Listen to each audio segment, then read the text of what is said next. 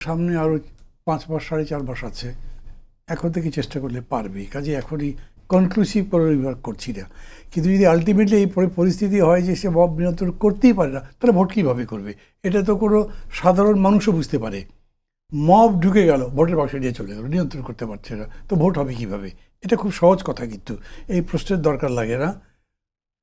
আমি এরকম দেখি যে এই সরকারের কথা মতো পুলিশও চলে না। একটু আগে আমি চট্টগ্রাম বিশ্ববিদ্যালয়ের কথা বলছিলাম, যে তো অত বড় ঘটনায় পুলিশ যাই নাই, পরে গেছে, যে কোনো কারণে হোক গেছে। তো পরে গেলে তো হবে না, ভোটের বাক্স নিয়ে যাওয়ার পরে গেলে কোনো লাভ আছে? আমাদের দেশে তো ব্যালট বাক্স ছিনতাই করার ইতিহাস বহু আছে, এখানেও হতে পারে আছে, সেরকম না।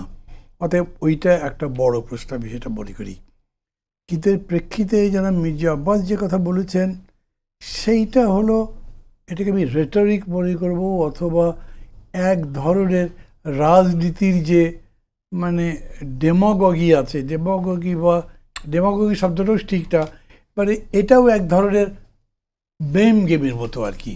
আপনি তো ডেফিনিট নন, মাজার আক্রমণ করছে যারা, তাদের মাজার সংক্রান্ত কোনো একটা ফিলোসফি থাকতে পারে, which may be mad, totally A mad dogma হতে পারে। সেটা দিয়ে তার নির্বাচন বন্ধ করা না করার আইডিয়া আপনি নাও পেতে পারেন। কিন্তু যদি যারা করেছে আপনি ইনভেস্টিগেশন করে বের করতে পারতেন যে এই একটা গ্রুপ যারা নির্বাচনে বিশ্বাসই করে না, অথবা যাদের গত 1 বছরের তৎপরতায় মনে হচ্ছে যে তারা নির্বাচন বানচাল করতে এটা করেছে, তাহলে আপনি বলতে পারেন।